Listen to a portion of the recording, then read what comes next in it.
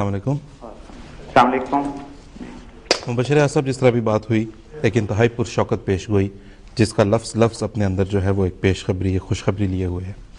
تو حضرت مرزا بشیر الدین محمود احمد صاحب رضی اللہ تعالیٰ عنہ خلیفۃ المسیح ثانی کی ولادت جو ہے وہ تو ایک پہلو ہے اس پیش گوئی کی صداقت کا، اس کے ثابت ہونے کا، لیکن حضرت مسلم موعود کی زندگی کا لمحہ لمحہ اور آپ کی جاری فرمودہ بعض تحریکات جو آج تک چل رہی ہیں، جو انشاءاللہ ہمارا ایمان ہے کہ قیامت تک چلنی ہے، چونکہ وہ حضرت مسیح علیہ السلام کے مشن کا حصہ ہیں، جب تک وہ رہیں گی پیش گوئی مسلم موعود کی صداقت کے طور پہ موجود رہیں گی۔ آپ سے گزارش کریں گے کہ اس پیش گوئی کی جس طرح سے یہ پوری ہوئی ہے، ظہور پذیر ہوئی ہے، اس پہ مزید کچھ روشنی ڈالیے۔ جی، میں آصف صاحب، ایک تو ہماری خوش قسمتی ہے کہ کل کا خطبہ تو ہر احمدی نے سنا ہوگا حضرت صاحب کا، کہ ایک زبردست بیان تھا جس میں اسی پیش گوئی کے حوالے سے اجمال بھی تھا اور تفصیل بھی تھی۔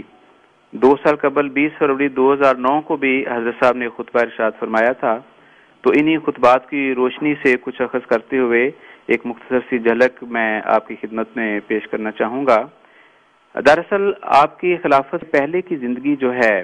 وہ بھی دین کی خدمت اور اشاعت اسلام کی تڑپ اور جذبے سے معمور تھی۔ اس زمانے میں دیکھتے ہیں ہم، روزنامہ الفضل کا اجرا ہوا،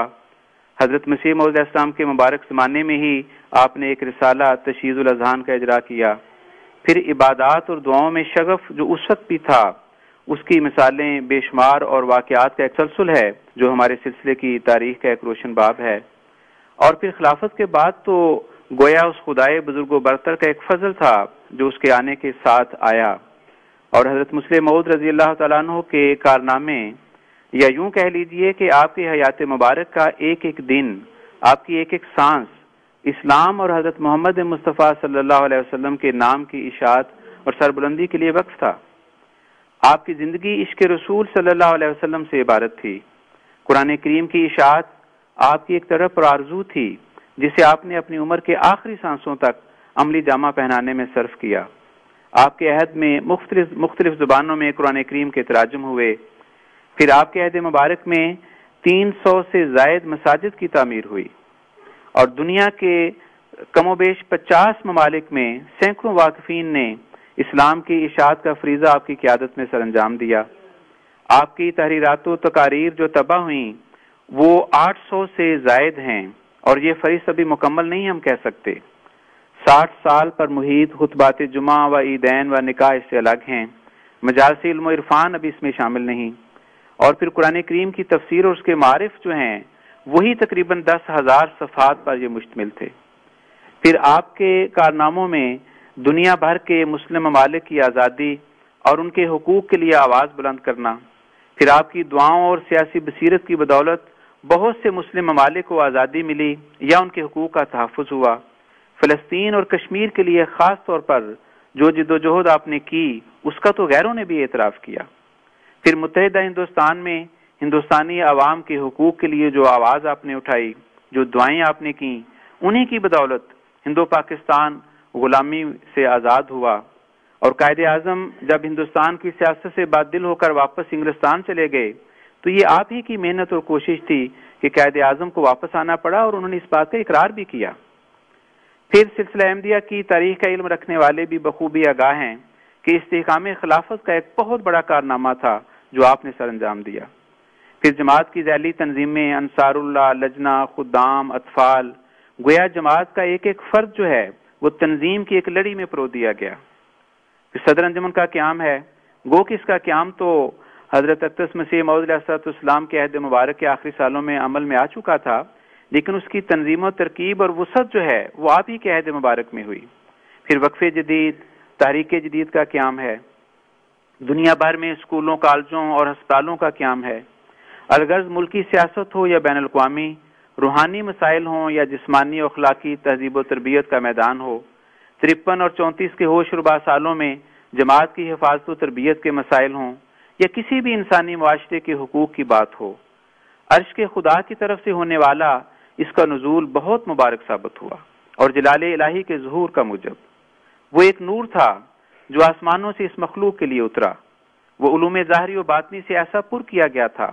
کہ ہزاروں لاکھوں عالم اور دانشور اس چشمہ سے فیض یاب ہوئے۔ وہ ایک کلمۃ اللہ تھا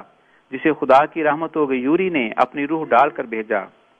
خدا کا سایہ اس کے سر پر تھا، جس کی چھاؤں میں جماعت احمدیہ کے ایک ایک فرد سمیت دنیا کے دیگر کروڑہا بندگان خدا نے برکت اور شفا پائی۔ وہ ایسا عظیم انسان تھا کہ جس کے کارنامے پڑھ کر اس کو انسان کہتے ہوئے بھی ایک عجیب سا احساس ہوتا ہے۔ کم و بیش 70 سال پر محیط آپ کے کارناموں کی تفصیل کو اختصار سے بیان کرنے کے لیے بھی تو گھنٹوں کا وقت درکار ہے۔ ایک بہت ہی مختصر سی جھلک پیش کر سکا ہوں۔ اس کے آخر پر میں حضرت مسلم موعود رضی اللہ تعالیٰ عنہ کی ایک تحریر سے ایک اقتباس پیش کرنا چاہتا ہوں، جس میں آپ فرماتے ہیں کہ ایسا انسان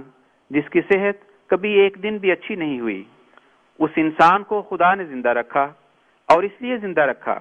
کہ اس کے ذریعے اپنی پیشگوئیوں کو پورا کرے اور اسلام اور احمدیت کی صداقت کا ثبوت لوگوں کے سامنے مہیا کرے۔ پھر وہ شخص تھا جسے علوم ظاہری میں سے کوئی علم حاصل نہیں تھا، مگر خدا نے اپنے فضل سے فرشتوں کو میری تعلیم کے لیے بھجوایا۔ آپ فرماتے ہیں خدا نے مجھے علم قرآن بخشا، اور اس زمانے میں اس نے قرآن سکھانے کے لیے مجھے دنیا کا استاد مقرر کیا۔ خدا نے مجھے اس غرض کے لیے کھڑا کیا کہ میں محمد رسول اللہ صلی اللہ علیہ وسلم اور قرآن کریم کے نام کو دنیا کے کناروں تک پہنچاؤں، اور اسلام کے مقابلے میں دنیا کے تمام باطل ادیان کو ہمیشہ کی شکست دے دوں۔ دنیا زور لگا لے، وہ اپنی تمام طاقتوں اور جمعیتوں کو اکٹھا کر لے، عیسائی بادشاہ بھی اور ان کی حکومتیں بھی مل جائیں، یورپ بھی اور امریکہ بھی اکٹھا ہو جائے، دنیا کی تمام بڑی بڑی مالدار طاقتور قومیں اکٹھی ہو جائیں اور مجھے اس مقصد میں ناکام کرنے کے لیے متحد ہو جائیں، پھر بھی میں خدا کی قسم کھا کر کہتا ہوں کہ وہ میرے مقابلے میں ناکام رہیں گی، اور خدا میری دعاؤں اور تدابیر کے سامنے ان کے تمام منصوبوں اور مکروں اور فریبوں کو ملیا میٹ کر دے گا، اور خدا میرے ذریعہ سے یا میرے شاگردوں اور اتباع کے ذریعہ سے اس پیشگوئی کی صداقت ثابت کرنے کے لیے رسول کریم صلی اللہ علیہ وسلم کے نام کے طفیل اور صدقے اسلام کی عزت کو قائم کرے گا، اور اس وقت تک دنیا کو نہیں چھوڑے گا جب تک اسلام پھر اپنی پوری شان کے ساتھ دنیا میں قائم نہ ہو جائے، اور جب تک محمد رسول اللہ صلی اللہ علیہ وسلم کو پھر دنیا کا زندہ نبی تسلیم نہ کر لیا جائے۔ تو یہ وہ حضرت صاحب کی دعائیں تھیں جنہیں پورا ہوتا ہوا ہم آج بھی دیکھ رہے ہیں، اور کس طرح MTA خود اس بات کی ایک نشانی ہے کہ ساری دنیا میں اسلام اور آن حضرت صلی اللہ علیہ وسلم کی صداقت کا پیغام جو ہے وہ پہنچ رہا ہے۔